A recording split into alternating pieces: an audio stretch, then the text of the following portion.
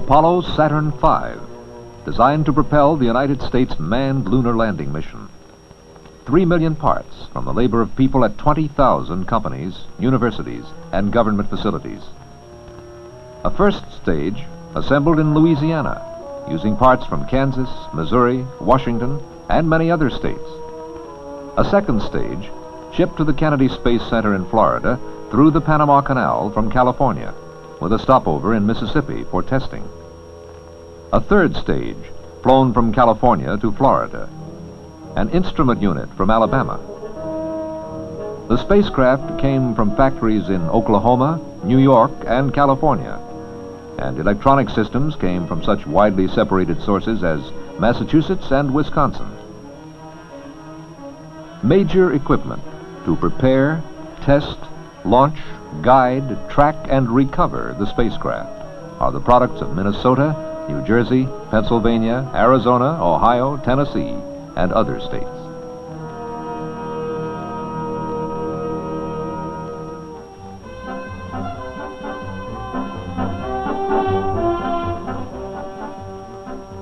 The Apollo 4 mission, Unmanned, first flight for Apollo Saturn V, was launched into Earth orbit November 9, 1967. The Saturn V and its spacecraft stand as high as a 36-story building, and at liftoff weigh more than a U.S. Navy destroyer. Its Earth orbital payload is 10 tons greater than John Glenn's entire Mercury Atlas space vehicle of 1962. It is moved from its assembly building by a massive crawler transporter over a roadway designed to handle the combined weight of more than 12 million pounds.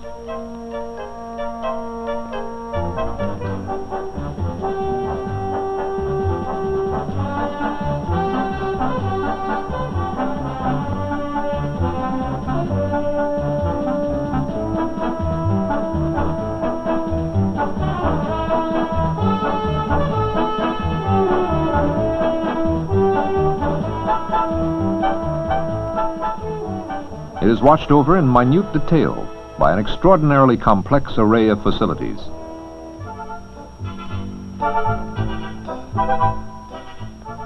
It answers to a chain of electronic eyes and ears that circle the world.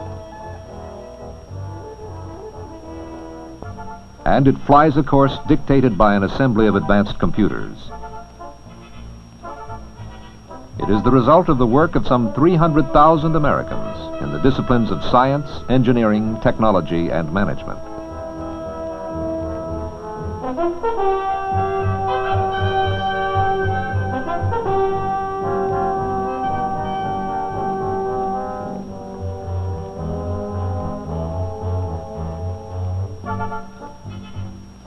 The entire space vehicle was to be launched in the first mission, rather than follow the step-by-step approach of earlier programs. A view of the Earth from the North Pole shows the planned course of Apollo. 2 circular orbits and 1 elliptical orbit. In addition to the liftoff from the Kennedy Space Center, the first, second, and third stage burns and insertion into circular orbit. Other high points of the mission were the reignition of the third stage over the western Atlantic, the first spacecraft propulsion system burn over the eastern Atlantic, an 11,000-mile peak altitude over the Indian Ocean during the elliptical orbit, the second and longest spacecraft propulsion system burn over the western Pacific, the re-entry, and finally a landing in the Pacific a few hundred miles northwest of Hawaii.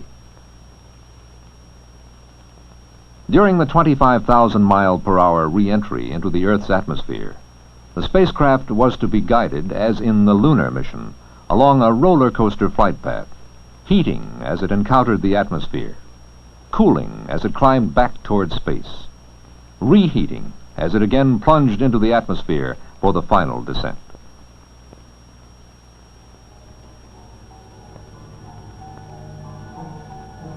countdown for the launch started at the Kennedy Space Center at 6 a.m., November 7, 1967, with liftoff scheduled for precisely 49 hours later. Inexorably, launch operations moved forward. Minor problems were encountered but readily solved. Apollo 4 was tested more persistently than any previous American space vehicle. There were no indications of systems malfunctions. The countdown delays, so familiar in the early missions of previous programs, did not occur.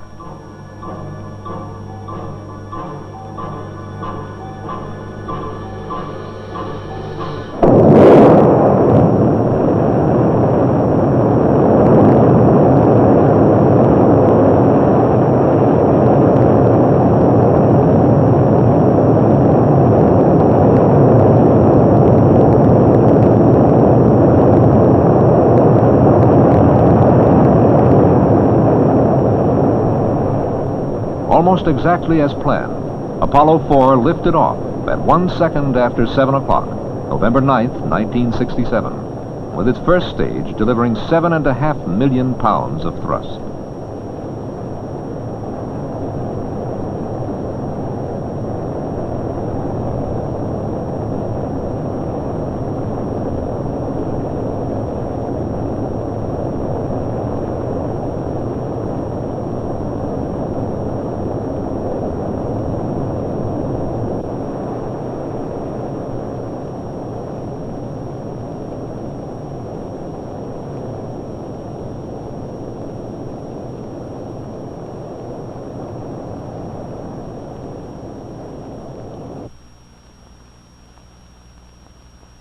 Two minutes and 32 seconds later, as scheduled, the first stage burned out and separated, having consumed 4.5 million pounds of fuel.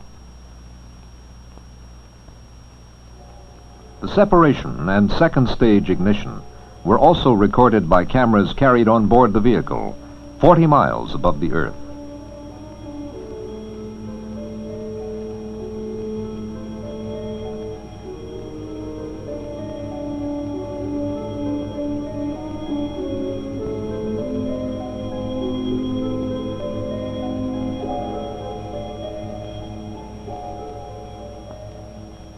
The camera gave engineers a close-up look at another event, the separation of the interstage structure. This was critically important because clearances were extremely small between the structure and the engines.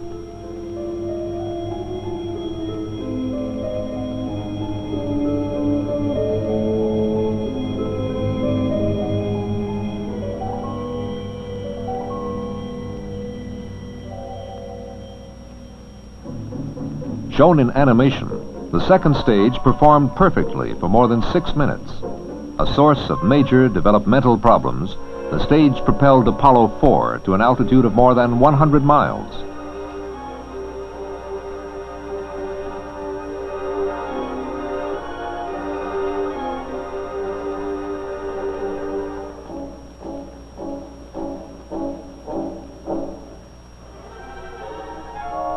Like the first stage, the second stage cut off and separated almost exactly on schedule.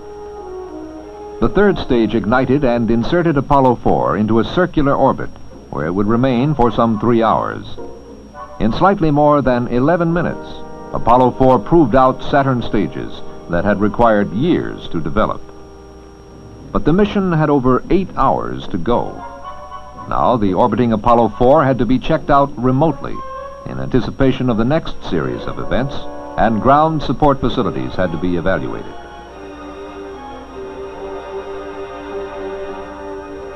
Flight controllers had to prepare the third stage for its first reignition in space, a capability which must be proved for the Apollo lunar mission.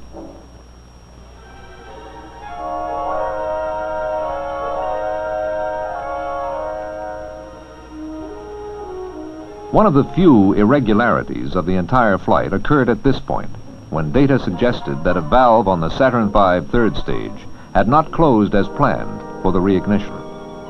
But technical skill paid off. The flight controllers quickly revised the pre-ignition sequence to compensate for the potential problem.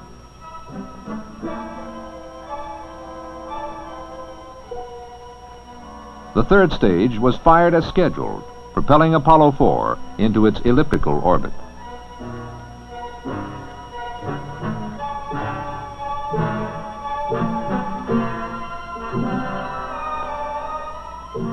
"5 minutes and 25 seconds later, the stage shut down.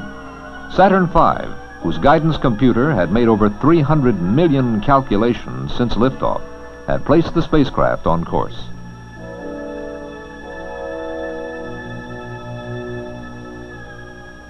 The third stage and a test model of the spacecraft Lunar Module fell away. The launch vehicle had done its job.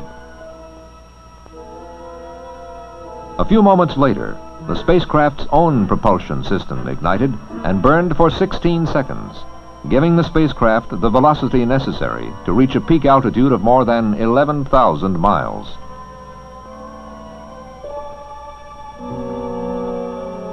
The spacecraft was oriented so that its heat shield was shaded from the sun, soaking in a temperature 150 to 200 degrees below zero. The contrast between this cold temperature and the extremely high temperatures of re-entry would put the heat shield to an especially severe test. As Apollo 4 climbed, a camera pointing out the spacecraft window photographed part of what a future Apollo command pilot will see of our planet.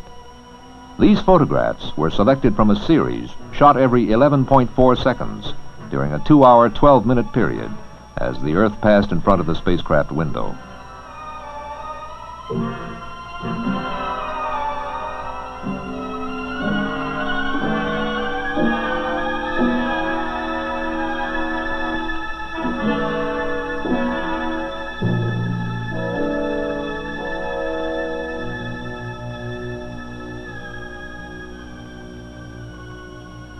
Apollo 4 reached 11,232 miles above the Indian Ocean at 5 hours, 46 minutes, 48 seconds after liftoff, and began its descent to Earth, responding to the pull of gravity, increasing in velocity as if it were speeding down a long hill.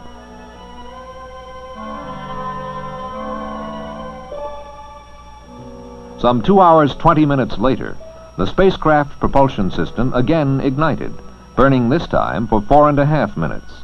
This burn accelerated the spacecraft toward a re-entry into the atmosphere at 25,000 miles per hour, the speed anticipated for the re-entry of the Apollo lunar mission. The command module, which would contain the flight crew in a manned mission, was separated, then oriented with its heat shield forward.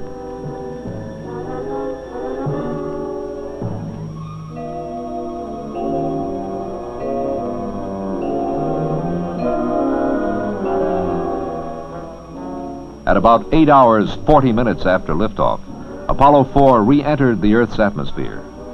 Temperatures on the heat shield, which was less than 3 inches thick, soon reached 5,000 degrees Fahrenheit. This was 1,000 degrees hotter than the launch pad flame bucket when Apollo 4 lifted off. Yet the temperature inside the command module never exceeded 70 degrees.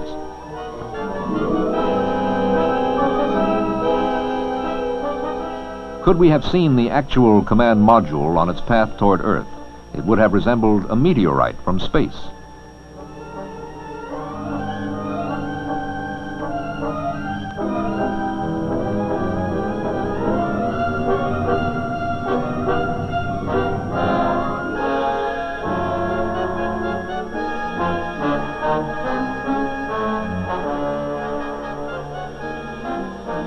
The command module splashed into the Pacific Ocean within sight of its recovery ship, the USS Bennington.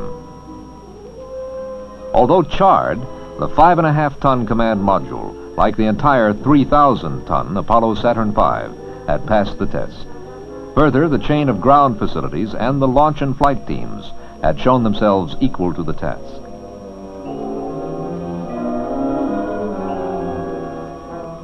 Some 8.5 hours after Apollo 4 roared off the launch pad at the Kennedy Space Center, the mission ended.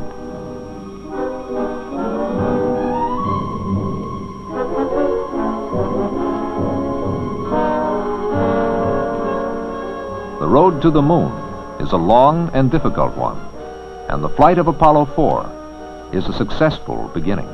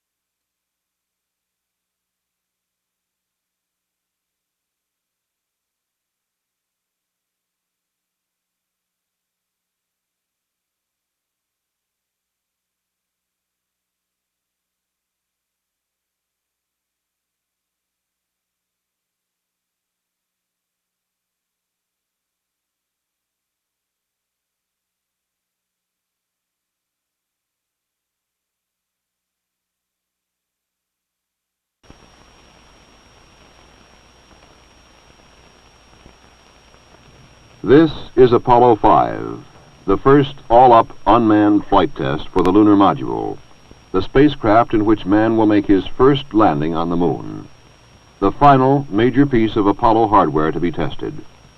Now the Lunar Module, dubbed LM-1, sits in its protective technological cocoon atop the tested and proven Saturn V launch vehicle, waiting for the boost into the environment for which it was designed, space.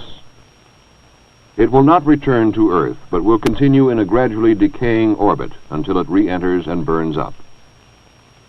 In the blockhouse at Cape Kennedy, the men have assembled to do the job. From Marshall Space Flight Center, from the Kennedy Space Center, and from the Manned Spacecraft Center, they have come to get the mission into orbit. RTC, will use Site Select, Guido, GNC, and ECOM to Mila. In Mission Control in Houston, flight controllers wait to take over command of the mission as soon as it lifts off the pad. Among these men are 4 who watch with special interest.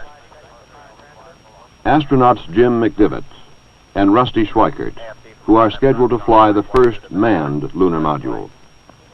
And in a support room next to the control room, astronauts Frank Borman and Bill Anders, who will fly the lunar module on its rehearsal of the first manned lunar mission. Go flight. GNC. Go flight. Procedures. Go flight. AFD. Go. Network. Go flight. Computer soup. Go flight. RTC, you on AFD conference. RTC is on AFD conference. Roger. Best of luck. Number 2 is go. Okay, go ahead and reload. All flight controllers preconditioned for attachment 2 of the internal count. So men wait in tracking stations around the world for the flight of Lunar Module number 1, for it is their information that will tell us whether it is safe for man. But what is this craft called the Lunar Module? LM is a vehicle that has been designed for a particular job, and that job is to land on the lunar surface. It doesn't look like an airplane or a spacecraft in the old sense. It's not smooth. It's very thin skin, has a descent propulsion stage, a large descent engine which will be used to land the vehicle on the lunar surface in a manner very similar to that of a helicopter, except that instead of using blades for a lift, we'll be using a rocket propulsion engine. And the upper stage, the cabin and ascent engine stage, will be used to lift off from the lunar surface and make the subsequent rendezvous with the command and service module.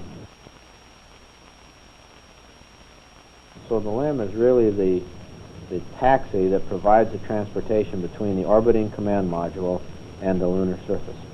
The Lunar Module is a unique engineering concept. Designed and built on Earth, it is out of place on its native planet.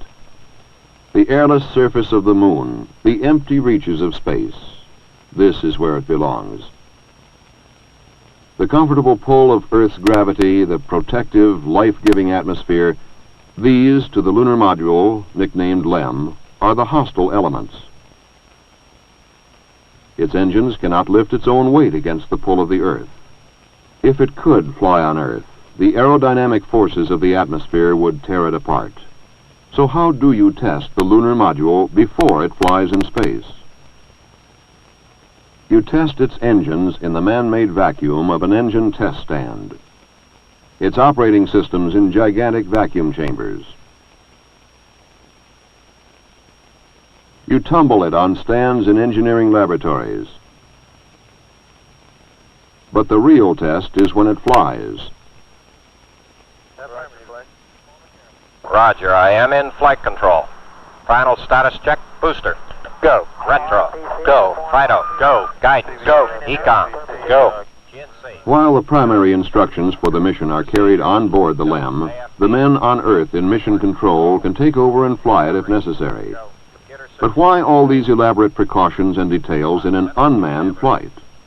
Unmanned LEM-1 mission is one of the key missions in the entire lunar landing program. You must remember that the LEM is every bit as important as spacecraft as the command module, the Gemini, or the Mercury was, and this is the first flight of the vehicle.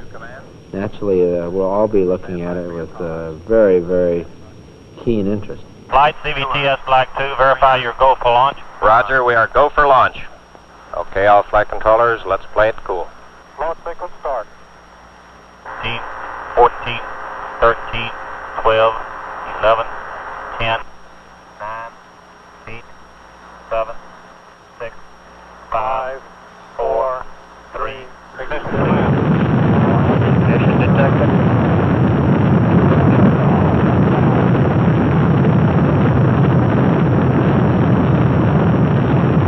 Transmit 5 enter.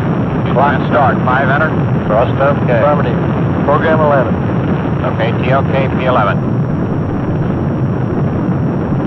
Roll pitch start. Roll and pitch. Go on IP. Go IP.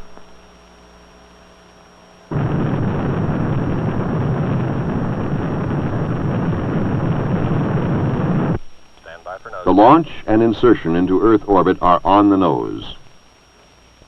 Cutoff plus 50. Roger, cutoff plus 50. The aerodynamic shroud is jettisoned. Roger, nose cap jet. Now the next critical step, the opening of the protective metallic petals and the separation of Lunar Module 1 from its cocoon. RTC booster, transmitting slot deploy. Roger. We are transmitting slot deploy. Okay, all flight controllers, we have slot deploy A and B relay indications, no physical monitor indication. Everything is nominal. We get a go for separation. On schedule, the reaction control engines of Lunar Module 1 pull it free of its protective cocoon. The space butterfly rests its wings before it flies. Now begins the long coast preparatory to the first firing of the descent engine. While the LEM coasts, tracking stations pinpoint its position and determine its orbit with accuracy. In Houston Mission Control, engineers are testing the many systems on board. The LEM, I think, is like a big line of dominoes, every one of which has an effect upon the one it's associated with. And nothing can occur in one that doesn't somehow affect the others or the total mission. So, LEM 1 coasts on, guided by its onboard programmer, seen only by the radar eyes of the tracking network, watched over by the men in mission control. We will not pulse the engine. The maneuver is go at this time based on the onboard. Roger, Houston. Roger, Houston is go for the burn. The lunar module nears the Australian coast. The Carnarvon tracking station takes command. The time is nearing for the first burn of the descent engine, the first rocket engine designed to be throttled, a necessary feature for a lunar landing. This will be its first burn in space. Mark, predicted ignition. Dips on. Dips on. 10%. 10%. Tone. We got a pings caution. Program caution. Roger. Dips off. But something goes wrong. Instead of the full 38-second burn, the engine shuts down after only 4 seconds. An early look at the data indicates the onboard computer did not allow for the tolerances and errors within this most complex of all missions.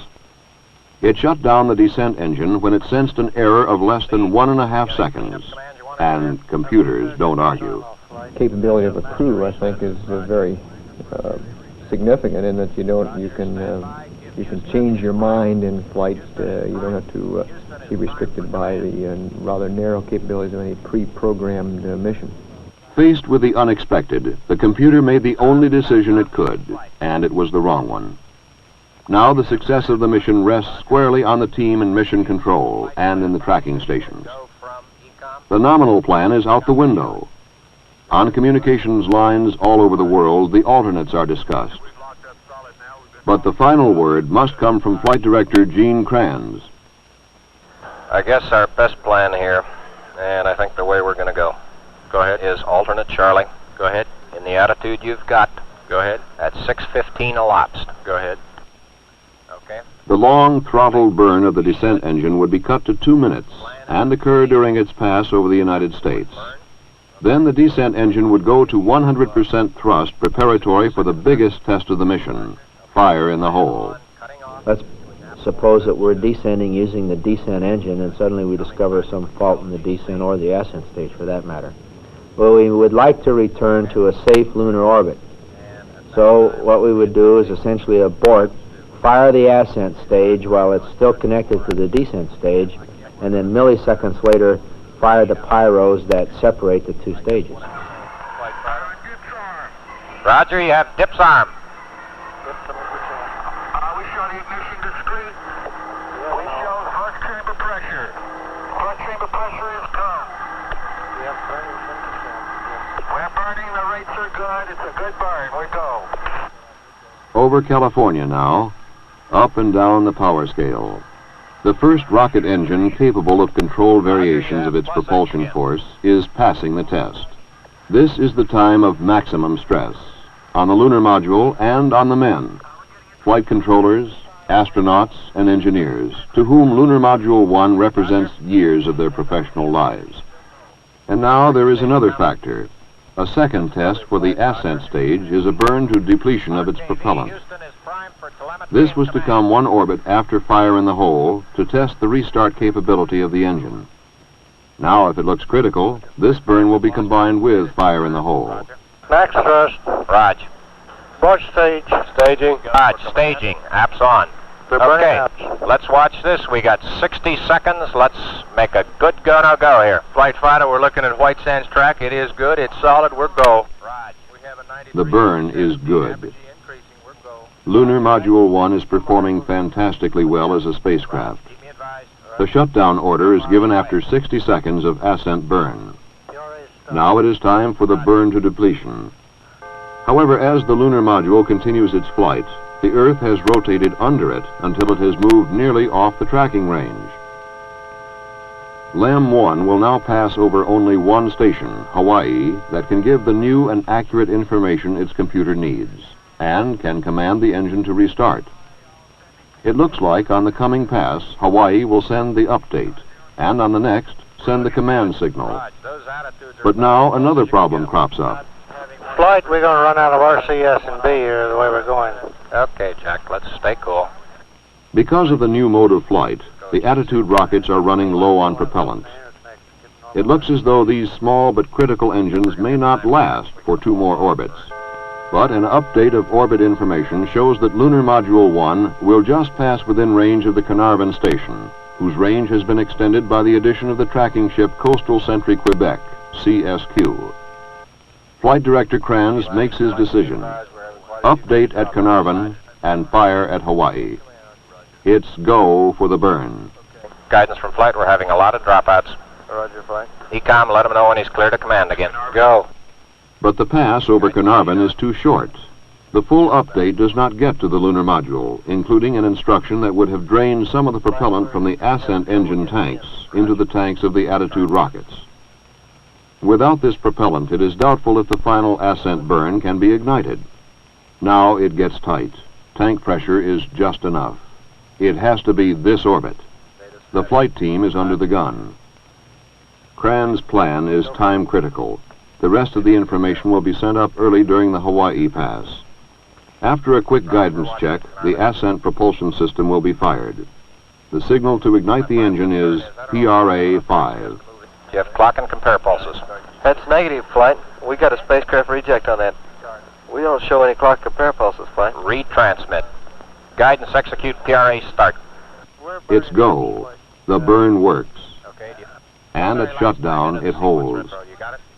All systems are still operating as expected, beyond what was expected. You got a transmit mag select here for me? It's been a tremendous test of the engine, and that's what it was all about. Do you want me to stand by here? Negative, you've done it all, and good work, Gary. Beautiful job. Throughout the flight of Apollo 5, the lunar module had performed magnificently. All systems operated either as predicted or far exceeded the predictions. The inability of an onboard computer to cope with a programming error was overcome by the infinitely more flexible mind of man.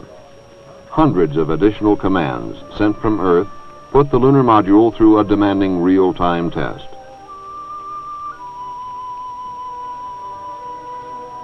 So, Lunar Module 1 tumbles on through space, its orbit decaying mathematically until it is destroyed by the atmosphere of an Earth on which it was created, but to which it cannot return. Lunar Module 1 was the first space test of a manned vehicle designed to explore another world. This was the flight of the machine. Soon, it will be time for man.